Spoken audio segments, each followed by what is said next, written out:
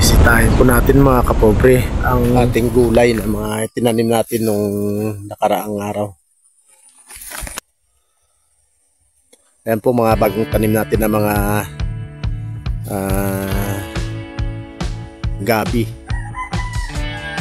Saka doon po yung mga kangkong doon. Saka mga talbos ng kamote.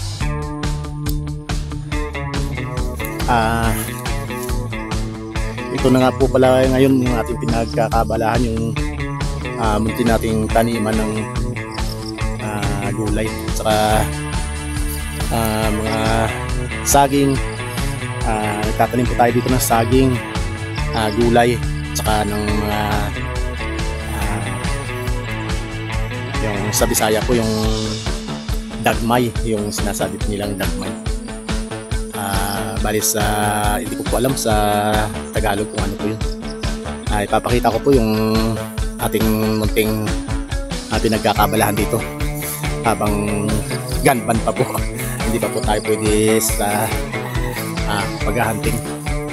Ito po yung area ko. Ayan po, meron po tayong mga saging dito po. Nililinis ko pa kasi ano pa tataniman ko po ng gulay. Ayun, hanggang doon mag-isa lang po tayo na nililinis to. Hanggang po doon sa dulo. At ito nga po pala yung ating mga saging. Ayun, may bunga na.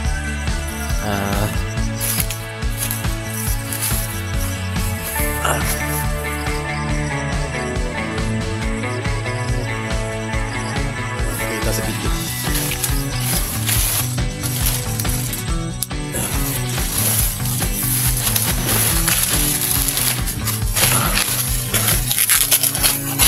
Ayan po.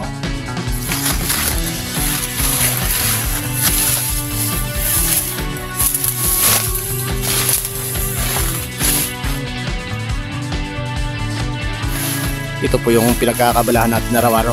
Ayan po.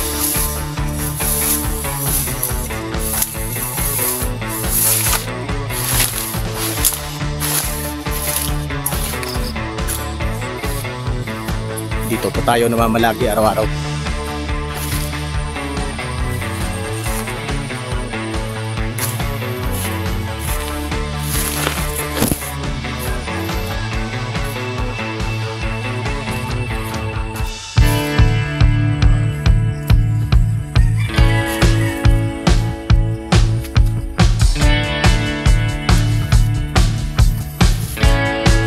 May mga tanim na tayo doon, may mga tanim na tayo na mga kangkong, maliliit pa, talbos ng kamote.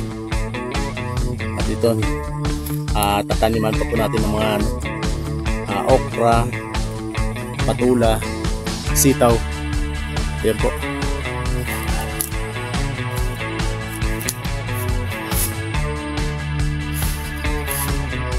Ayan po mga saging natin.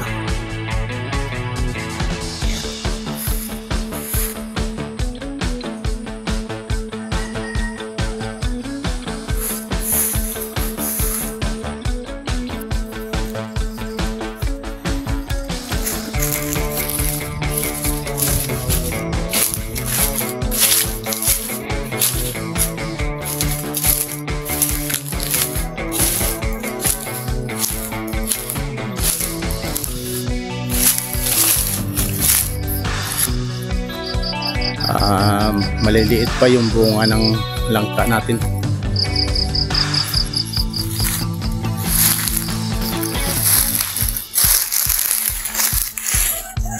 Mayroon pa isa.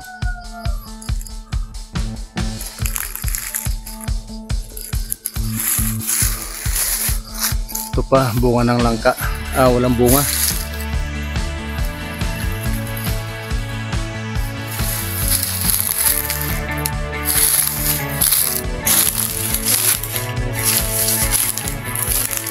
Doon po tayo nagsasaka. Doon po natin yung tinataniman natin ng gulay sa baba.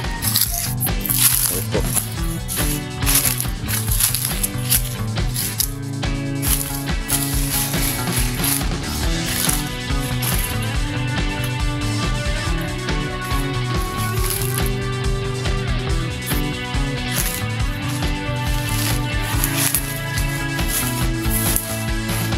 yun, yung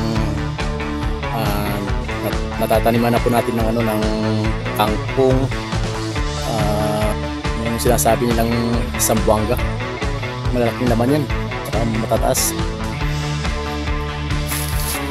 Dito muna tayo mananatili, kasi nga po tigil muna tayo sa paghahunting sa bani ngayon. Totoo pala mga kapobre, mga kasabihan na pag may tinanim ka, may taanihin ka talaga. Ayan talagang maraming bunga po yung ating puno ng saging. Ito nga pala yung tanim natin Yan. Yan, mga bagong tanim yan. Hanggang doon sa dulo. Marami po yan. At yan po dito sa kabila. Hindi ko po alam kung anong tawag dito, anong tawag nito sa inyo, pero sa amin dagmay po yung tawag dito. Paki-comment na lang po kung anong tawag po sa inyo nito. Ayan po, hindi ko po alam kung anong pangalan nito sa Tagalog. Ayun. Marami po to. Ayan, hanggang dun. Comment nyo lang po. Malalaki ang laman nito Tsaka ginagawang laing to Ayan. Malalaki ang laman, tsaka talagang masarap. Tsaka mayroon din po tayo mga tanglad. Yan, tanglad. Yun. Hanggang doon sa dulo. Hanggang doon sa dulo yun. Yan. Hanggang doon. Yan, mula doon. Hanggang sa dulo. Ito po yung pinagkakabalahan natin muna. Kasi nga baning pa.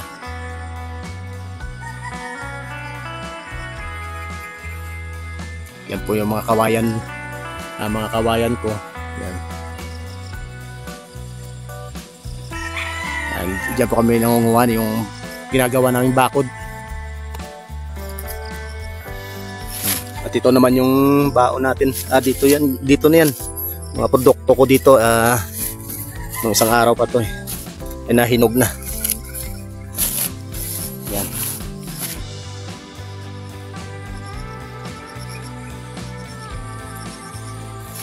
Saka mayroon pa po tayong itatanim. Ito yung dahon ng kamuti.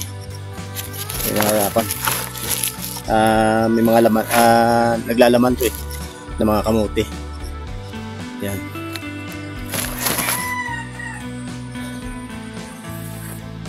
Update ko lang po kayo mga kapobre sa mga tanim natin dito. Pakisuporta na lang po yung ating YouTube channel at saka Facebook page, Pobreng Hunter and Mix Vlog.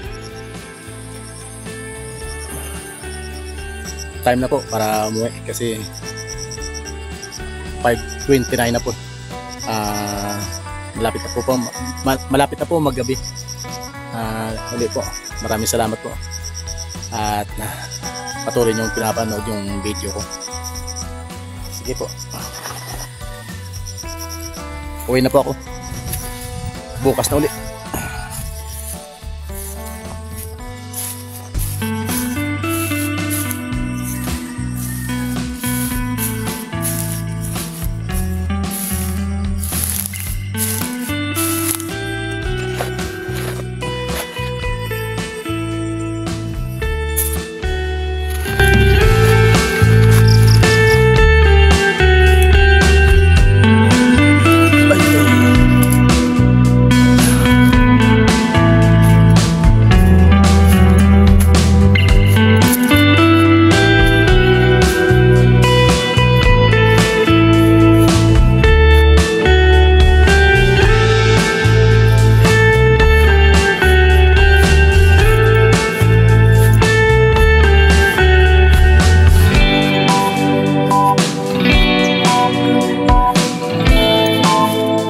Palambing naman mga kapobre, mga ka-hunter. Pahingi naman po ng kaunting panahon nyo. I-like na lang po at share yung video na tulungan nyo naman ako umangat. Maraming salamat po. May buwan na po mga kapobre.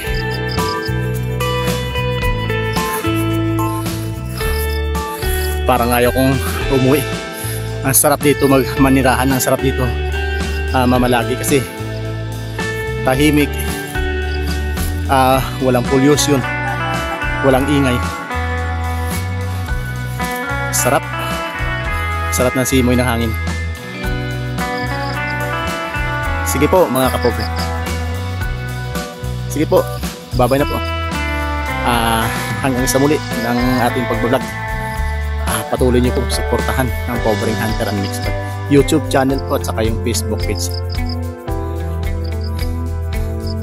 Salamat po. God bless.